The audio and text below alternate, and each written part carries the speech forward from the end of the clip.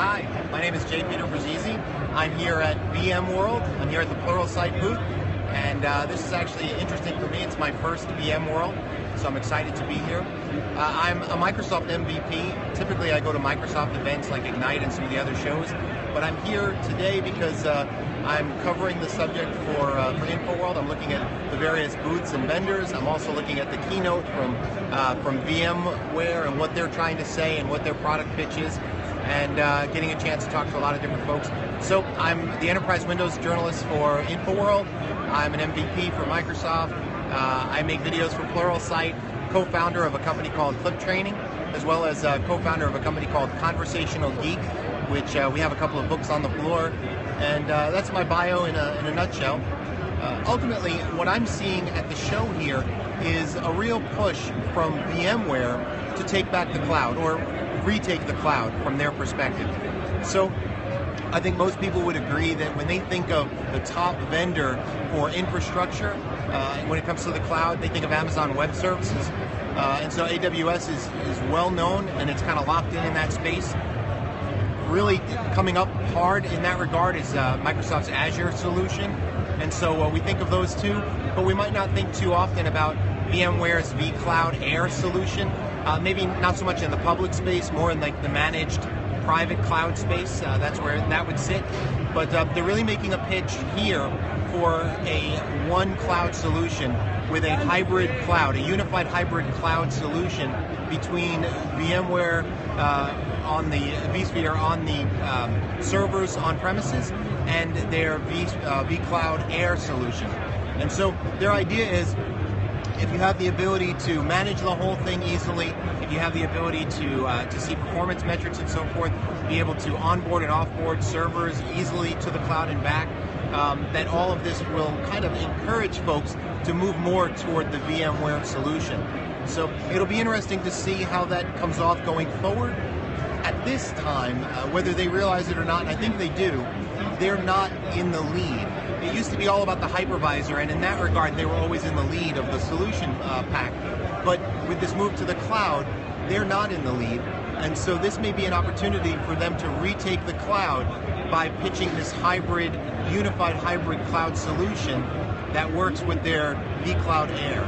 So that's what I've seen so far from the press conference and from the general keynote session, and that's what I'm seeing too from some of the vendors that we're talking to out on the floor. So are there any questions that have come in? People aren't very happy about that. Oh, they're not very happy about it. Which part of it are they not happy about? Doesn't say necessarily. Well, so here's the thing. VMware, I think a lot of people, they kind of take to some of these things kind of religiously. There's always these religious battles, the Microsoft Apple, or in the case of virtualization, as far as hypervisor wars go, the Microsoft versus Citrix versus VMware.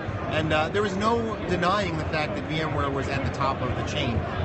They kind of let an opportunity slip at this point, because when you think about it, if everything moved to the cloud, you'd no longer think about whether or not you were using VMware or Hyper-V or any other type of hypervisor. Who cares? All you care about is that your servers are virtualized and they're in the cloud. But if it really comes down to that hybrid environment, you still care. Because especially if it's, hey, we have a VMware shop on premises, but now we also need to have this hybrid connection to the cloud, which cloud would you want to go with?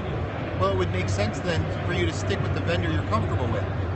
So VMware has an opportunity to kind of, capitalize on that comfortability level, and with their vCloud Air combined with the on-premises servers, they really have a chance to go for this unified hybrid cloud or one cloud solution.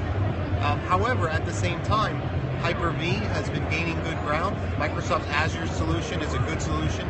And so you can see how there's going to be a fight there. Microsoft isn't going to give that up easily, nor is Amazon Web Services for that matter. So we'll have to see in the year ahead where things kind of fall. But it's good to see VMware is not just lying down, they're looking to make a move. And I think that no matter which side of the religious fence you're on, the good thing there is that it forces people to work harder. So Microsoft, VMware, Amazon, they're all going to work harder to provide better solutions. So nobody out there should be, upset about any of this, because in the end it will hopefully mean better solutions for people going forward. Awesome. I want to see you in some VNerd swag. You want to see what? The VNerd swag. Oh, Gotta hold a shirt up. okay.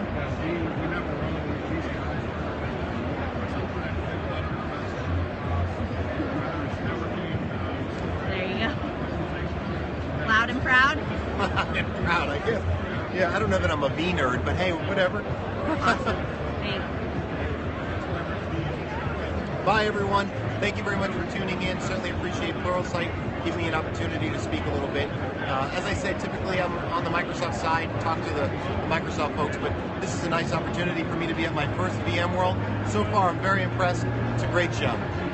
Where can they find you? Where can they find me? Yeah. You can find me on Twitter at JP You can download some of my books at conversationalgeek.com. You can watch my videos on Pluralsight, and you can read my InfoWorld column. I write the Enterprise Windows column. Awesome. Bye, everyone.